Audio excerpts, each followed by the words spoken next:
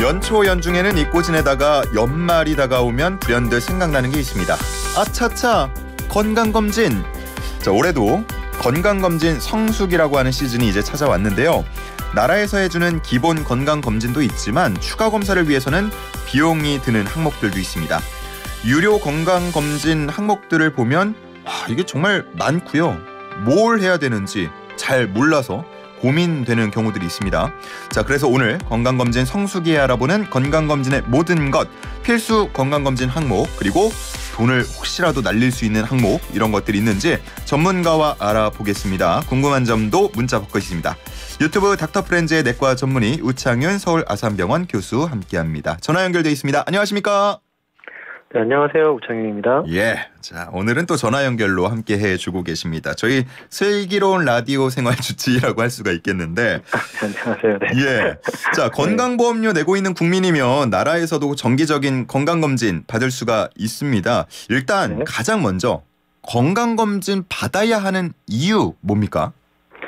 아무래도 질병 초기에 발견을 하게 된다면은 저희가 훨씬 더 적은 비용으로 그리고 후유증 없이 완치를 노릴 수 있는 질환들이 굉장히 많거든요. 예. 그런데 그 시기가 누구에게나 한정되어 있기 때문에 그 시간 동안 병을 찾아서 더 내 건강에도 신경을 쓰고 또 완치를 또 바라는 마음에 검진을 하게 되죠. 예, 보통은 뭐 1년 혹은 2년마다 한 번씩 받는 경우들이 많은 것 같은데 이 정도면 네네. 적당한가요?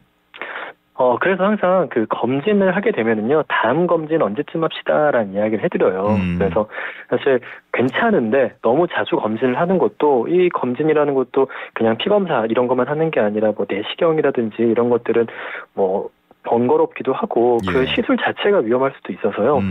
그 기간 자체도 개인마다 처음 검진을 받은 다음부터 내 몸 상태에 따라 조금 달라지긴 합니다. 기본적으로는 뭐 1년, 2년 이렇게 하지만 그쵸? 검사 네. 결과에 따라서 달라질 수 있으니까 또 그 내용을 참고하시면 좋을 것 같고요. 네. 사람들이 많이 걸리는 5대 암에 대해서도 건강검진을 해야 할 텐데 위암, 네네. 유방암, 대장암, 자궁경부암, 간암. 네네. 여기에 이제 2019년부터는 폐암도 추가가 됐다고요? 맞아요. 이게 54세에서 74세 남녀 중에 그 폐암 발생 고위험군이라는 분들이 있거든요. 예. 이런 분들은 이제 30감년의 이제 후염력을 가지신 분들인데, 이런 분들이라면은 이제 2년마다 이제 저선양 흉부 CT를 촬영해드려요. 근데 이제 이게 가능한 이유가, 예전에는 흉부 CT를 찍는 게 그냥 가슴 엑스레이 찍는 것보다 방사선 피폭량이 막 70배, 80배 더 많았었는데, 예. 이제는 그 저선 흉부 CT가 방사선 피폭량이 그냥 가슴 엑스레이 10번에서 15번 찍는 정도거든요. 그래서 이게 가능해져가지고 이제 그 폐암 고위험군들은 이제 검진을 할 수 있게 됐습니다. 그러면은 국가에서 지원하는 암 검진으로 받아볼 수 있는 건가요? 그렇죠. 근데 이거는 국가에서 해주는 걸 받으시려면은 연령이 돼야 되고 흡연력이 있으셔야 돼요. 아, 그렇군요. 네. 알겠습니다. 자, 여기 암 검진까지 지금 말씀을 드렸는데 지금 건강검진 앞두고 계신 분들 많을 것 같고요. 그리고 평소에 궁금한 점 있는 분들도 많으실 것 같습니다. 지금 우리 함께하고 계신 우창윤 서울 아산병원 교수, 서울 아산병원의 내과 전문의이시니까요. 내과 질환 관련된 궁금증, 건강검진 관련된 궁금증 샵 0945로 보내주시면 저희가 방송 중에 궁금증 풀어보도록 하겠습니다. 내시경 말씀도 해주셨는데 네네. 내시경은 뭐 몇 살부터 받는 게 좋다 이런 기준들이 있습니까? 이게 국가검진 기준은 위암은 40세, 대장암은 50세부터라고 이야기를 하는데요. 예. 젊은 대장암이 요새 워낙 빨리 늘어나고 있고요. 그러니까요. 우리나라가 젊은 대장암이 지금 49개국 검사해보면 1위거든요. 네, 굉장히 많이 늘어나고 있습니다. 그래서 젊으신 분들도 항상 뭔가 증상이 생겼다, 피가 난다거나 뭐 배변이 예전 같지 않다거나 잔병감이 있거나 그러면은 저희 항상 검진하라고 이야기하고요. 예. 젊으신 분들이 대장암의 애우가 안 좋은 게 나이 드신 분들보다 증상 생기고 나서 진단을 받는 게 한 6개월 정도 늦어요. 그래서 진단이 늦어져가지고 애우가 안 좋기 때문에 예. 뭔가 불편한 증상이 있거나 가족 중에 뭐 대장암이 과거력이 있거나 이러면은 그냥 검진 뭐 40대나 이때부터 받으시라고 보통 이야기를 드리고요. 위암은 40대부터긴 한데 여성분들 같은 경우에는 저희가 항상 결혼하신 다음에 임신을 준비하기 전에 좀 받아보시라고 해요. 왜요? 이게 임신을 하게 되면은 울렁거리거든요. 예. 근데 그때는 울렁거림의 증상이 그냥 항상 이 아이 때문에 그렇다고 생각을 하시는데 예. 위암의 증상도 속쓰림과 울렁거림일 수가 있는데 그때는 검사를 안 받으시고 발견돼도 치료가 어려워요. 아, 그럴 수 있겠네요. 네, 그래서 그런 케이스들을 저도 좀 몇 번 경험하다 보니까 임신을 준비하신다면은 한번 꼭 받아보시라고 이야기를 합니다. 예, 위내시경은 20대에도 받아보는 것이 좋다라는 얘기도 있던데 그렇습니까? 이게 불편한 증상이 있다면은, 그러니까 요새 워낙에 젊으신 분들이 뭐 미식도 역류라든지 뭐 소화 불량 이런 걸로 굉장히 고생을 많이 하세요. 그런데 이게 정말 그 구조적인 문제가 있는지 꼭 암 발견이 아니더라도요. 예, 예. 뭔가 위 안에 어떤 궤양이라든지 다른 구조적인 이상 때문에 이런 통증이 있다는 거면은 치료 기간이나 어떤 치료 약제가 달라질 수가 있거든요. 그래서 꼭 암 때문만은 아니더라도 불편한 이런 소화기계 증상이 반복돼서 3개월 이상 있다. 그러면은 받아보실만 합니다. 예. 네네. 요즘에 흡연도 많이 안 하는 것 같고 술도 좀 줄어든 것 같고 건강하게 음식 먹는 게 유행인 것도 같은데 또 이런 위암이나 대장암은 그런 데서 찾아오는 게 아닌가 봐요. 이게 수면 부족이 굉장히 크고요. 수면 부족. 예. 네, 수면 부족과 이게 너무나 이게 사람들이 신체 활동량 자체가 많이 줄었거든요. 아하. 네, 신체 활동량이 줄었고 그리고 먹거리가 예. 이제 아무래도 그 개인 어떤 이제 그 가정에서 같이 살지 않고 각각 이제 혼자 살다 보니까 간편식이를 많이 하고 초가공식품 그리고 이제 배달 음식 이런 걸 많이 드시다 보니까 식이섬유가 압도적으로 부족해요. 예. 조사를 해보시면 한 70-80%는 식이섬유를 부족하게 먹고 있고 오히려 당 섭취는 더 늘어났거든요. 예. 그렇다 보니까 얘네가 장 점막에서 이제 작용하는 것들이 특히 이 가공식품 안에 들어있는 다양한 그 물질들은 결국 장 점막들이 이게 다 감당해야 되는 부분들이어서 오히려 그 대장암 같은 게 발병률이 늘어나고 있는 거죠. 예. 대장 내시경. 네네. 난 내시경 좀 무서워 못하겠어 하는 분들 다른 방법으로 검사할 수도 있습니까? 이게 분별 자멸 검사라는 게 있기는 한데요. 분별 자멸 검사. 이게 어떤 검사냐면은 예. 이제 그 피가 나옵니다. 이게 대장암이라는 게 커가면은 암 세포들은 막 이쁘게 자라는 게 아니라 군데군데 막 헐고 피도 나고 그래요. 그래서 대변에서 눈으로는 안 보이지만 거기에 자멸, 보이지 않는 피가 있다면은 뭔가 암이 크고 있다라는 걸 의미하기 때문에 분별 자멸 검사라는 게 있기는 합니다. 예. 그런데 제가 추천드리진 않아요, 개인적으로. 왜요? 왜냐면은 이게 이론적으로도 이게 처음에 대장암은 선종 아주 이쁘게 자라나는 것부터 해가지고 혹처럼 나가는 거 예. 이게 크면서 대장암이 되고 그러면서 그 과정 속에서 피가 이제 묻어 나오는 것들이 생기는데 자연스럽게 앞단에서 그 선종에서는 피가 안 나와요. 그래서 늦을 수 있다. 네, 그래서 이 초기 선종에서는 이거 검사해봤자 한 10% 이내로도 안 나옵니다. 10% 이내도 안 나와서 많이 놓치게 되고요. 예. 꽤 진행된 대장암의 경우에도 한 30% 40%는 놓치게 돼요. 그리고 뭔가 이상이 있다. 그러면 어차피 또 대장 내시경을 해야 되거든요. 예. 그리고 젊으신 분들이라면은 아무래도 이런 그 용종 같은 게 있을 가능성이 높아요. 그래서 이게 근데 5년, 10년 지나면은 대장암이 되는 건데 이거를 찾아서 제거하기 위함이기 때문에 그냥 저희는 이제 우리나라 특히 대장 내시경이 워낙에 값이 저렴하고 접근성이 좋아서 예. 대장 내시경을 많이 추천드리고요. 이 검사는 이제 대장 내시경 하기 어려운 지역도 많잖아요. 나라도 있고요. 예. 이런 데서는 물론 충분히 의미 있게 사용되고 있죠.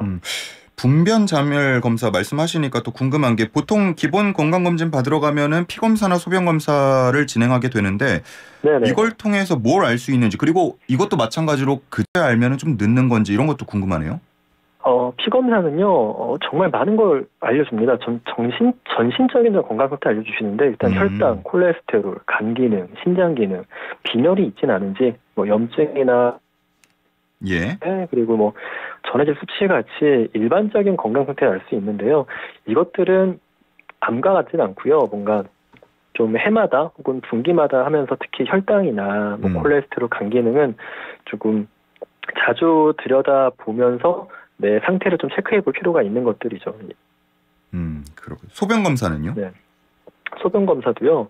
일단 뭐 그 단백뇨가 있진 않은지 그리고 소변으로 뭐 포도당 같은 게 나오진 않은지 그리고 감염 요로 감염 같은 것도 있거든요. 이런 거 뭐 있지는 않은지 뭐 이런 전반적인 상태를 봅니다. 예, 뭔가 좀 간단하게 하는 것 같고 매년 하고 하니까 등한시할 수 있는데 이것도 굉장히 중요하니까 잘 들여다보고 그렇죠. 코멘트를 잘 또 들어야 될 것 같습니다. 그렇죠. 특히 소변 검사 같은 경우는 뭐 단백뇨나 혈뇨가 있다. 그럼 예. 콩팥에 이상이 있지는 않은지 거기에서 또 추가 검사가 들어갈 수 있는 거여서 정말 그 스크리닝 검사라고 생각을 하시면 됩니다. 알겠습니다.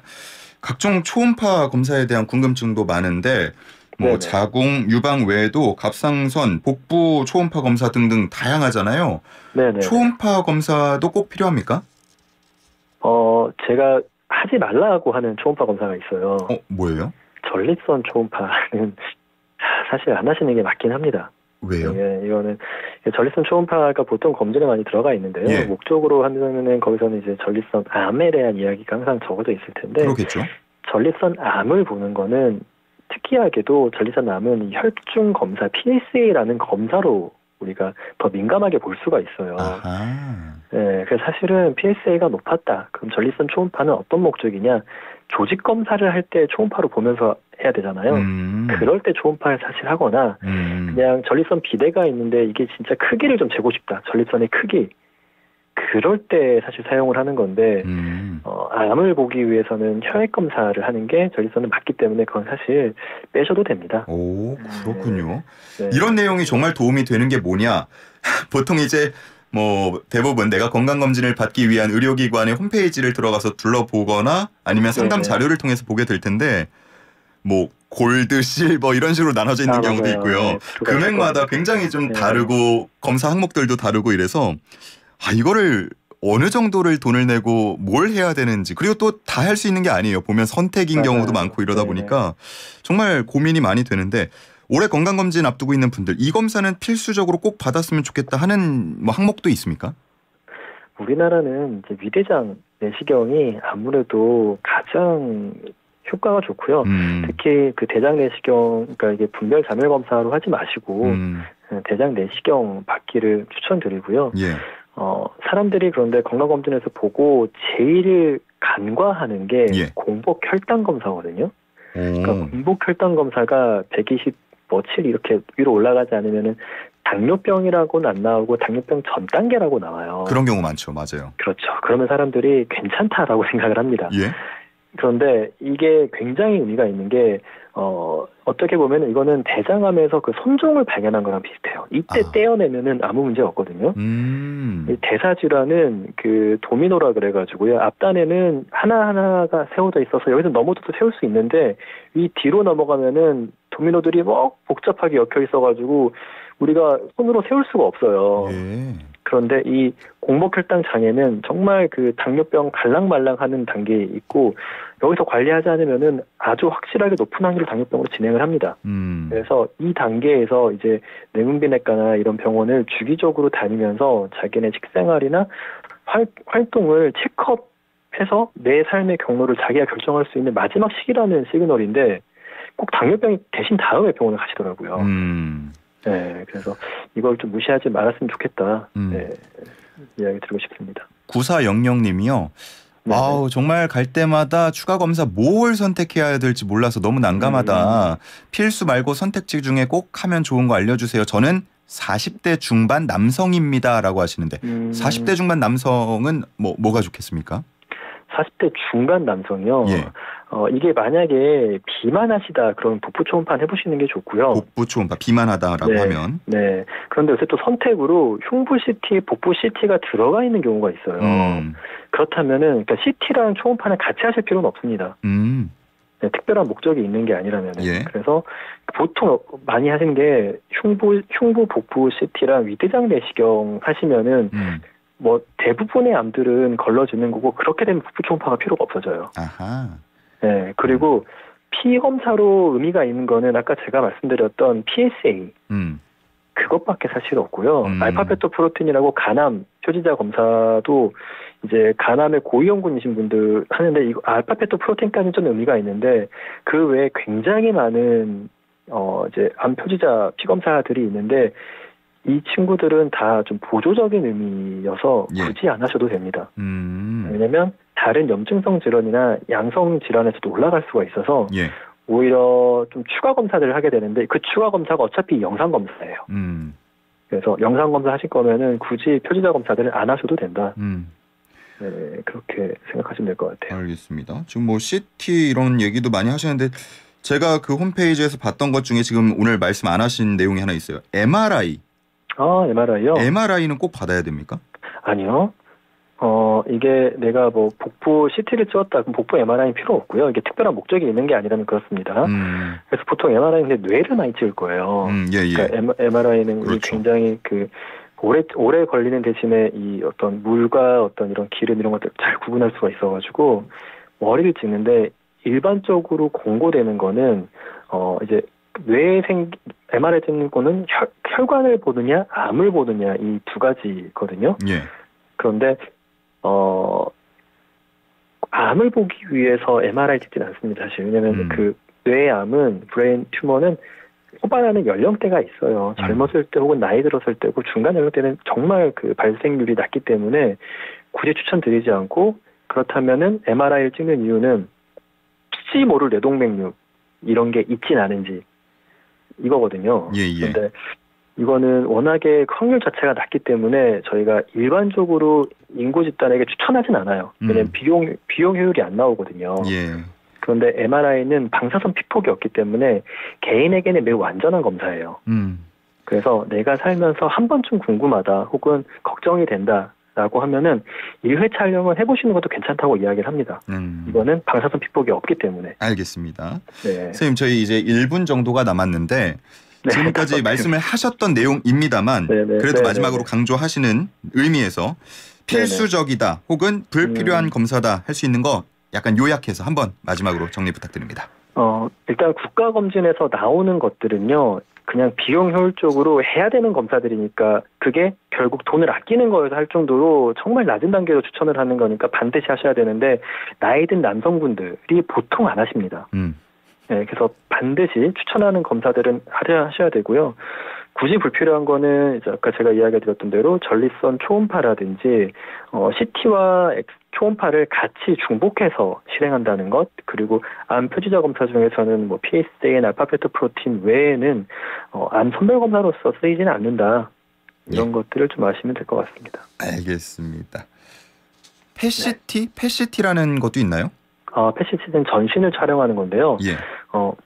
이거는 그냥 검사하시게 되면은 굉장히 민감해서 염증과 암을 잘 구별하기가 어려워요. 그래서 1차적으로 암 검진으로 하는 거는 차라리 걱정된다. 그럼 CT로 촬영하시는 게 비용도 거의 한 5분의 1, 7분의 1 이 정도로 훨씬 싸기 때문에 차라리 흉부복부 CT 촬영을 저설량으로 하시는 게 훨씬 좋고요. 예. 이거는 PET는 언제 쓰이냐? 암이 진단됐을 때 암이 혹시 어디까지 가 있는지를 추가적으로 보기 위해 보통 검사를 많이 합니다. 네, 혹은 뭐 감염 질환에서 하고요. 네. 2491님께서 PET로 초기암들 전부 발견 가능하다는데 해볼까요? 이렇게 물어보셔가지고. 혹시 추천드리진 않습니다. 알겠습니다. 네, 이게 너무 민감해서 불필요한 검사들 그 이후에 많이 하게 될 가능성이 높아요. 예, 여기까지 듣도록 하겠습니다. 내과 전문의 우창윤 서울 아산병원 교수와 함께했습니다. 선생님 고맙습니다. 네, 감사합니다.